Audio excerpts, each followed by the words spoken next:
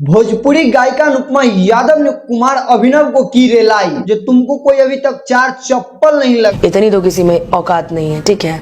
अब उनके लिए क्या बोले, जब भोजपुरी से घिने में उनके आवेला। ऊपर से अक्षरा सिंह जी का वो इंटरव्यू ले रहे थे ना। हाँ, मैंने भी देखा। हाल ही में खा रहा है ना, उसी में छेद कर रहा है।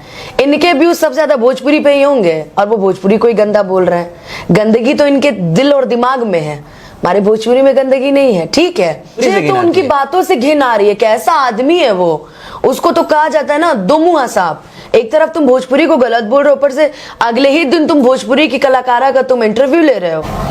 तो जहां तक बात रही, उनकी शिक्षा में या तो कमी है या तो उनके संस्कारों में कमी है। मैं तो भोजपुरी कलाकारों से ये अपील करूंगी, जहां भी दिखे इंटरव्यू तो कतई मत दीजिएगा इनको। अपने आप पे माथा समझ में आ जाएगा बढ़िया से। कोई मत दीजिएगा इनको इंटरव्यू, उसके बाद पता चलेगा कि हमारी भोजपुरी कहाँ है और ये कहाँ है, ठीक है ना।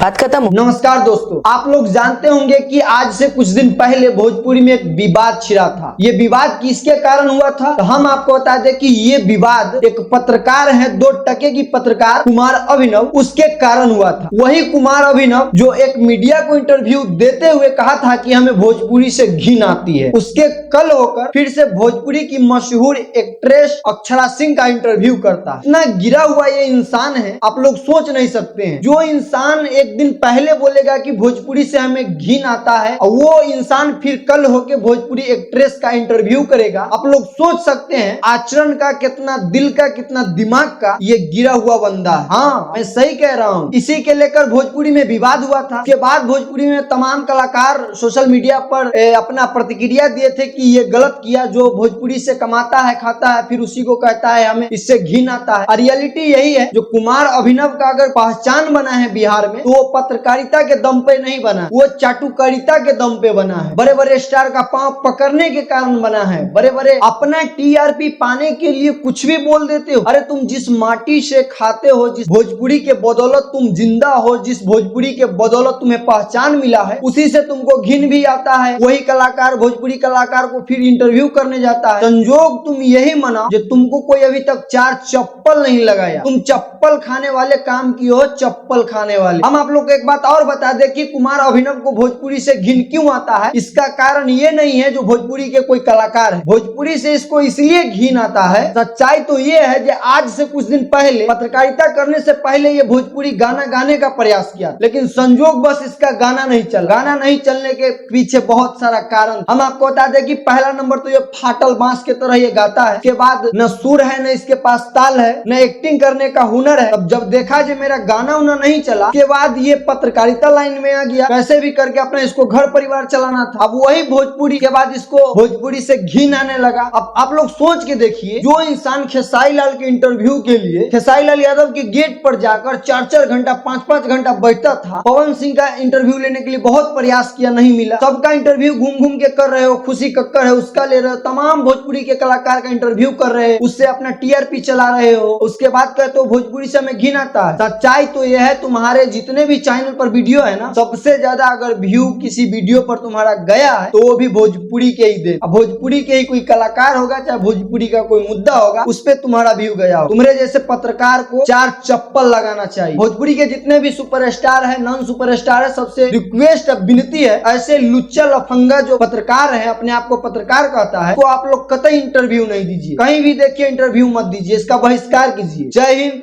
जय भोजपुरी, जय बिहार।